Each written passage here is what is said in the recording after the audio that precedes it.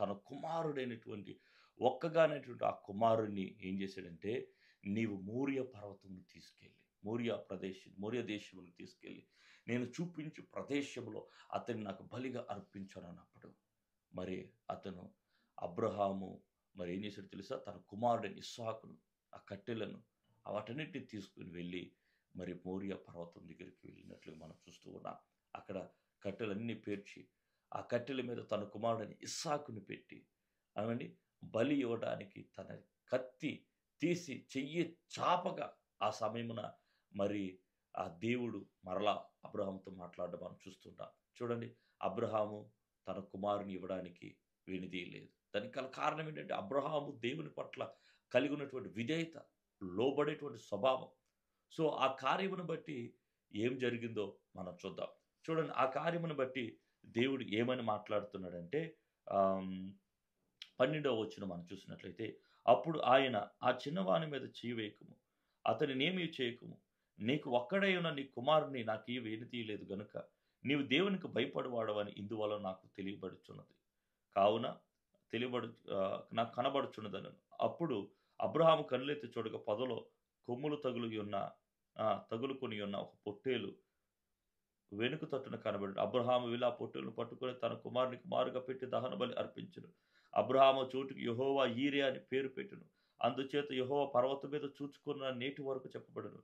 యెహోవా దూత రెండో మారు పరలోకము నుండి అబ్రహామును పిలిచి ఇట్లనెను, నీకు ఒక్కడై ఉన్న నీ కుమారుని ఇదిగో ఇయ్య వెనుతీయక ఈ కార్యము చేసినందున నేను నిన్ను ఆశీర్వదించి, ఆకాశ నక్షత్రముల వలెను సముద్ర తీరమందలి ఇసుక వలెను నీ సంతానమును ఇదిగో నిశ్చయముగా విస్తరింప చేస్తానన్నాడు. గతంలో దేవుడు చెప్పాడు, ఇదిగో నీ సంతానం ఆకాశ నక్షత్రం వలె ఉంటుంది, ఇసుక రేణువుల వలె ఉంటుందని చెప్పాడు. అయితే ఇక్కడ ఈ కార్యము చేసినందుకు ఇస్సాకును అబ్రహాము ఇవ్వడానికి వెనుతీయలేదు కాబట్టి, ఈ అబ్రహాము తన విధేయతను, లోబడే స్వభావాన్ని కనపరిచాడు కాబట్టి, దేవుడు అంటున్నాడు, నీ సంతానమును నేను నిశ్చయముగా విస్తరింప చేస్తాను.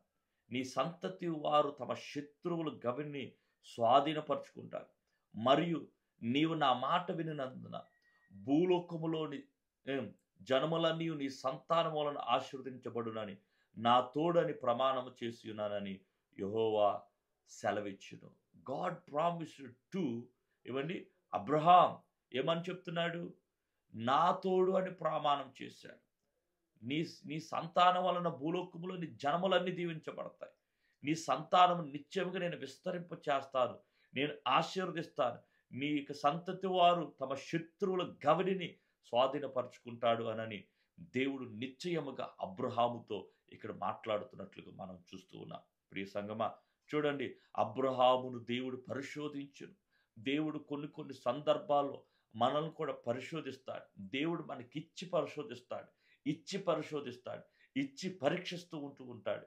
దేవుడు నీ దగ్గర ఏమీ లేదు అన్నప్పుడు నీవు అడిగావు, ఉద్యోగం ఇచ్చాడు. గర్భఫలం లేదు, గర్భఫలం ఇచ్చాడు. ఏమండి, వివాహం కావడం లేదని ప్రార్థన చేశావు, నీకు వివాహం జరిగింది. ఇలా ఎన్నో కార్యాలు దేవుని పక్షాన చేశాడు. అయితే దేవుడు ఎప్పుడు పరీక్షిస్తాడో తెలుసా? ఆయన ఇచ్చి పరీక్షిస్తాడు. ఎందుకంటే నీవు దేవునిని ఇంకా ప్రేమిస్తున్నావా, దేవునికి లోబడి ఉన్నావా, దేవుని యందే భయభక్తులు కలిగి ఉన్నావా అని దేవాతి దేవుడు ఇచ్చి పరీక్షించేటువంటి దేవాతి దేవుడై ఉన్నాడు. ఇవ్వకుండా పరీక్షించడం కాదు, ఇచ్చి ఆయన పరీక్షిస్తాడు కొన్ని సందర్భాల్లో. సో కాబట్టి ఇక్కడ అబ్రహామునికి దేవుడు ఇస్సాకుని ఇచ్చి పరీక్షించాడు. ఆ పరీక్షలో నీకు ఒక్కగాడైనటువంటి నీ కుమారుని నాకు ఇయ్యడానికి నువ్వు వెనుదీయలేదు కాబట్టి నేను నిన్ను ఆశీర్వదిస్తానని దేవుడు అబ్రహాముతో మాట్లాడి ఉన్నాడు. కొన్ని సందర్భాల్లో దేవుడు మన యొక్క విశ్వాసమును ఈ విధంగా పరీక్షిస్తూ ఉంటాడు. చూడండి, అబ్రహాము తన కుమారుని ఇయ్యడానికి తను మరి హృదయాన్ని సిద్ధపరచుకున్నాడు కాబట్టి దేవుడు అతను దీవించడం ప్రారంభించాడు. మనం ఎప్పుడైతే దేవునికి ఇస్తామో దేవుని యొక్క ఆశీర్వాదాలు ప్రత్యేకమైనవి, అవి విడుదలవుతాయి, మన జీవితాల్లో విడుదలవుతాయి. సో కాబట్టి giving it is a blessing. ఇవ్వడం అనేటువంటిది గొప్ప ఆశీర్వాదం. నీవు ఇవ్వడం అనేటువంటిది ఏం చూపిస్తుందంటే నీ విధేయతను చూపిస్తుంది, నీ ఫెయిత్ఫుల్నెస్, నీ విశ్వాసాన్ని, నీ నమ్మకత్వాన్ని చూపిస్తుంది. సో కాబట్టి దేవుడు ఇచ్చే వ్యక్తులను దేవుడు దీవిస్తాడు. దేవునికి ఇవ్వడానికి ఎవరైతే వెనుదీయరో అలాంటి వ్యక్తులను మరి ఎక్కువగా ఆశీర్వదిస్తాడు. ఏవండి, సణుగుతూ, గొణుగుతూ బలవంతముగా కాక ఏవండి దేవునికి హృదయపూర్వకంగా ఎవరైతే అర్పణిస్తారో వారిని దేవుడు దీవిస్తాడు.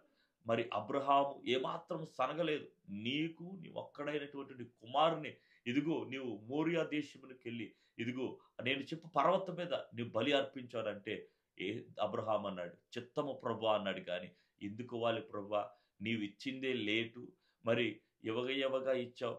నా కుమారుడు యవ్వన కాలంలోనికి వచ్చాడు, ఇప్పుడు నా కుమారుని నువ్వు అడుగుతున్నావు, మరి ఇది న్యాయమా ప్రభువా, ఇది అన్యాయం కదా ప్రభువా అని దేవుని ప్రశ్నించలేదు. దేవుని మీద తిరుగుబాటు చేయలేదు.